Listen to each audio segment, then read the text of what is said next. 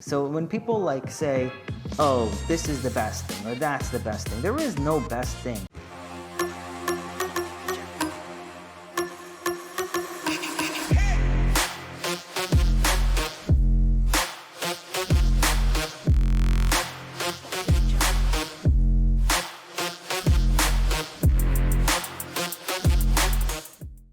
So what kind of question, what detailed type of question do you have maybe that can help answer? I mean, again, as a beginner in this, looking for good deals, as a beginner, where do you recommend, like what kind of deals do you recommend getting into? What type of properties? I'm very green, so I'm still learning, So if you were in the world of flipping stuff, you could flip a contract because I was looking into doing that as well. Being kind of like a title flipper as well. yeah. So like you can wholesale, you can do wholesale deals where you can consign the contract. If you so the thing is, what you're saying, what you guys have to understand is, when you ask the question, I'm green, how do I get into real estate? There's a difference from me explaining real estate to someone that's green. If someone was in the business of flipping, if you're Gary Vee and you go, to all of these garage sales and you flip a jersey, I would tell him, okay, you got used to flipping a jersey. You know that jersey's undervalued and you're gonna resell it online and make, buy it for 10 and sell it for 100. Flipping real estate's no different. You're just gonna get the contract. Instead of buying the jersey, you're gonna sign a piece of paper that the person promises to sell you that jersey, and then you don't even buy it. You just sell that piece of paper to someone else and have them buy the jersey for you, and you just get your cut. And instead of you buying it for 10 and selling it for 100, you're gonna buy it for 10 on paper, sell it to someone else for 20, and you just get the difference, and you never use your own money. Now, if you wanted to go all the way from buying it to selling it on eBay, that's normally a different model in the sense of you're gonna go and you're gonna do the rehab yourself. So I'm buying the jersey, I'm cleaning it up, it might got some stitches that need to be done, and then I'm gonna resell it on eBay.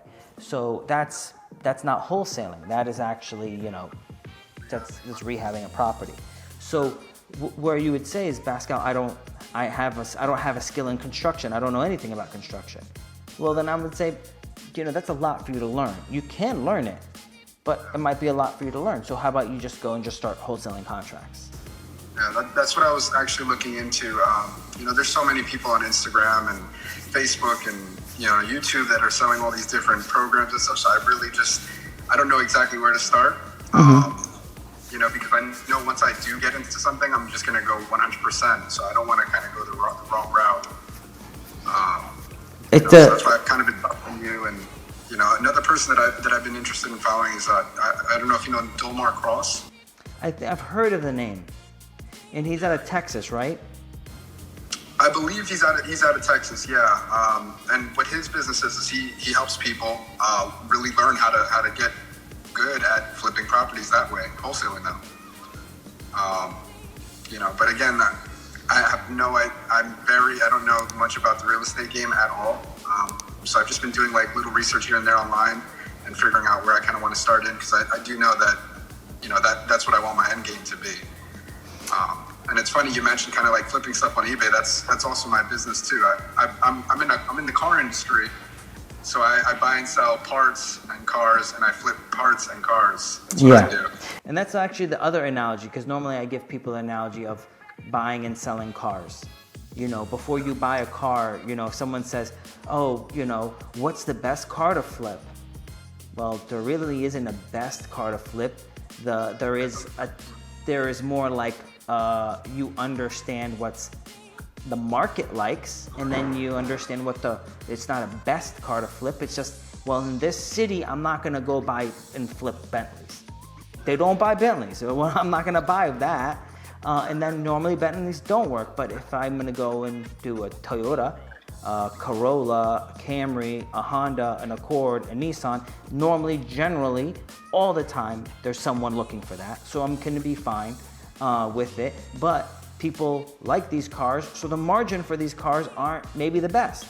I'm just throwing out an analogy that's maybe not accurate. But where,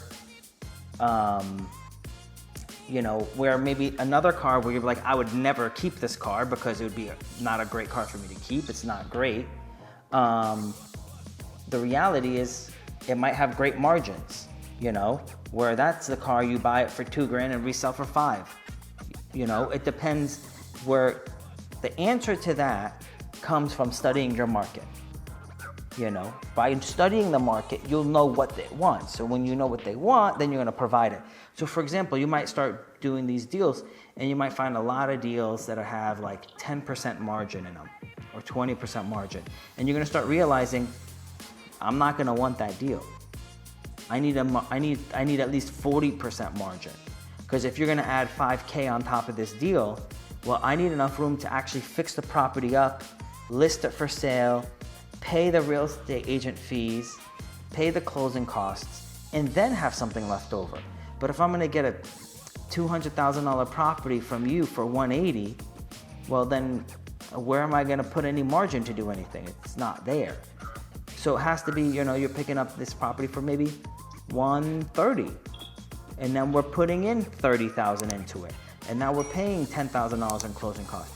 So by the time I'm done, I've put in 2-3 months of work and I made $20,000. Then it makes sense. Now, okay, well, why would you do all that work, Pascal? Well, because if I have enough money and I'm pulling 2 of these a month, I'm making $40,000 a month from that. I don't need to worry about speed. I can work on doing it slower and pulling out larger sums of money. So when people say, oh, this is the best thing or that's the best thing, there is no best thing. It is determined on the person's skill set and their desire, because the people that are going to be good at wholesaling deals have a certain skill set. They can negotiate very well with buyers and sellers and that. People that usually do well with the flipping side of the business, where they're repairing the property and getting it ready for resale, they're normally good with the creative, they're good with actually their hands maybe, they're good with a different set of skills or they just enjoy the process, right? So it's all dependent on what a person is about. What is their happiness, right? I was top of my class in stock investing.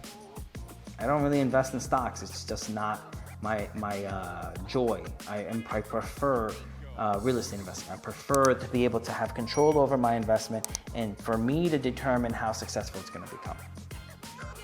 Thank you so much, man. I appreciate it. You're welcome.